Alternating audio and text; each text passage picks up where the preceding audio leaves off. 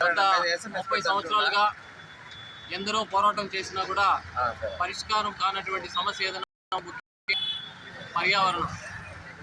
ఇక్కడ ఉన్నటువంటి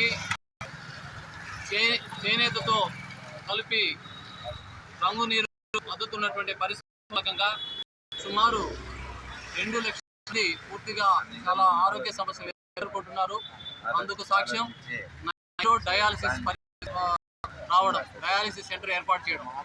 దీనికి కారణం గత 30-35 సంవత్సరాలుగా విషపు నీరు ఏదైతే ఉందో కలర్లకి అద్ది భూమిలోకి డైరెక్ట్గా వదలడం మూలంగా ఒక్కొక్క కంపెనీ నుంచి సుమారు 3 నుంచి 4 లక్షల లీటర్లు భూమిలోకి వదులుతూ దాదాపు 16 కంపెనీలు ప్రతిరోజు కూడా ఒక కాలువలో గాన ఒక మనిషి వెళ్తే కొట్టుకొని పోయే విధంగా అందరూ కలిసి వదిలితే అంత నీరు భూమిలోకి వదలడం మూలంగా ఈ రోజు ఉన్నటువంటి వారి ఆరోగ్య సమస్యలు cancer, asthma, TB, diarrhoea, lungs problem, మరగుజ్జులుగా పిల్లలు పుట్టడము, పిల్లలు కలగకుండా పోవడము, మెంటల్ డిజేబుల్డ్ పర్సన్స్ ఒక 10 సంవత్సరాలు అయిన తర్వాత కూడా మెంటల్గా కూడా పిల్లలు ఎదగలేకపోవడము, ఇలాంటివి ఎక్కువ సమస్యలు నగిరిలో తయారవుతున్నాయి.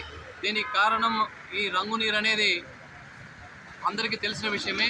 దీనిపైన డిపార్ట్మెంట్ పొల్యూషన్ కంట్రోల్ బోర్డు ఏదైతే ఉందో తిరుపతి నుంచి వాళ్ళు ఎప్పుడో ఒకప్పుడు వచ్చి చూస్తూ వెళ్తున్నారు. ఆ పరిశ్రమలకు ఎలాంటి పర్మిషన్లు లేవు. సుమారు 16 పరిశ్రమలు ఉంటే ఆ పరిశ్రమ ఏర్పాటు చేయాలంటే 60 అడుగుల రోడ్డు ఉండాలి. అక్కడ ఏదైనా జరిగినప్పుడు బాయిలర్ పేలడం కానీ అలాంటివి జరిగినప్పుడు 100 మంది చనిపోయే ఆస్కారాలు ఉంటాయి. ఆ బాయిలర్లు కూడా ఇండ్ల మధ్యలో ఏర్పాటు చేసి ఉన్నారు. దీని మూలంగా రాబోయే రోజులలో ఆల్రెడీ ఒక పరిశ్రమలో కూడా పేలి కొంత 2-3 కూడా చనిపోవడం జరిగింది గత 10 సంవత్సరాల ముందు. అలాంటి పరిస్థితి జరిగితే నగిరిలో మరింత ఎక్కువ మంది కూడా చనిపోయే ఆస్కారం ఉంది. అదేవిధంగా ఈరోజు ప్రభుత్వ హాస్పిటల్ నుంచి సేకరించినటువంటి నివేదిక ప్రకారం సుమారు 100 మంది డయాలసిస్ వారు చనిపోయారు.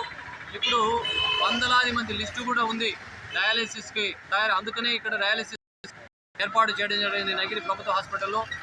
రాబోయే రోజుల్లో ఈరోజు 100 పడకల హాస్పిటల్ ఉంది, 500 పడకల హాస్పిటల్ కూడా వచ్చే ఆస్కారం ఉంటుంది. కారణం ఇక్కడ ఉన్నటువంటి పేషెంట్ పెరుగుతూ ఉండడం. దీనికి కారణం అందరి ఆదాయం, అందరి ప్రాణానికి కారణం అవుతాం. కాబట్టి దీనిపైన ఈరోజు ఎన్నో రోజులుగా పోరాటం చేశాం.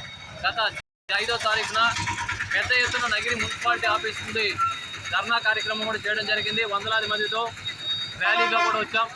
ఈరోజు ఆర్డీఓ గారి సమక్షంలో వారి ఆఫీసు ముందర నిరసన దీక్ష చేపట్టడానికి నిర్ణయించి ఇక్కడకు విచ్చేసినటువంటి అందరికీ కూడా ధన్యవాదాలు.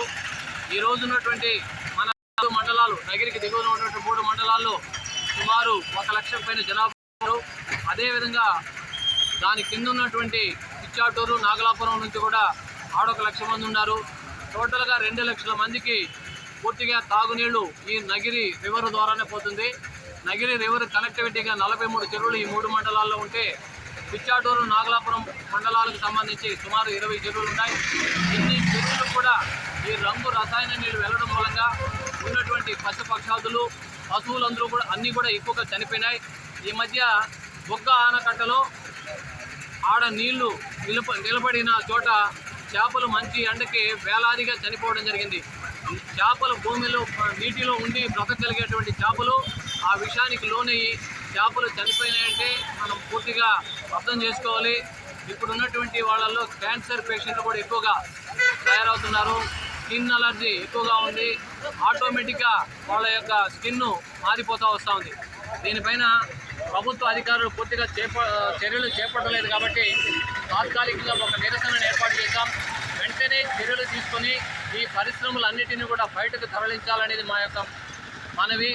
వీటికి ప్రభుత్వం కల్పించినటువంటి స్థలం ఏదైతే ఉందో ఏపీఐఎస్సిసికి సంబంధించి వాళ్ళు అంటున్నారంటే పరిశ్రమల వాళ్ళు మాకు స్థలాలు వెళ్ళిపోతూ ఉంటున్నారు. కానీ ప్రభుత్వ అధికారులు నిమ్మకు నీరెత్తినట్టు చేయకుండా ఉంది. దీని మూలంగా ప్రజలు అవసరతారనేది అది గుర్తించాలి. వెంటనే పరిష్కారాలు కావాల్సిన అవసరం బోర్డు వేసి మొదలకుండా ZLD system, zero liquid discharge system ఏర్పాటు చేసి ఆ నీటిని ఏదైతే చేసి వాడతారో మిగిలిన ఏదైతే ఉందో నీరు చేసే విధంగా తమిళనాడులో జరుగుతూ ఉంది కాబట్టి ఇంకా కూడా జరగాలి. తెలిసినటువంటి ఏంటంటే మనకు పొద్దులూరుపేట పరిసర ప్రాంతాలలో ప్రస్తుతం ఉన్నటువంటి తమిళనాడు సడన్లీగా దాడి చేసి అక్కడ కొన్ని పరిశ్రమల పైన మొత్తంలో పెనాల్టీలు వేశారని కూడా తెలిసింది. అదేవిధంగా ఇక్కడ ఉన్నటువంటి అధికారులు, మున్సిపల్ అధికారులు ఈరోజు ఎన్నికలు లేదు కాబట్టి లోకల్ బాడీ ఎన్నికలు వచ్చేంత వరకు ఆర్డీఓ గారు ఇన్ఛార్జిగా ఉంటారు కాబట్టి ఈ మాన్యువల్ డైయింగ్లు అయితేనేమి, మిషన్ డైయింగ్లు అయితేనేమి వీళ్ళ మూలంగా జరుగుతున్నటువంటి రంగునీటి పరిశ్రమను వెంటనే పరిష్కార దిశగా పరిచాలి. గతంలో దీనిపైన కోట్లాది మున్సిపాలిటీ నుంచి కరెంటు బిల్లు వాళ్ళ మున్సిపాలిటీ పూర్తిగా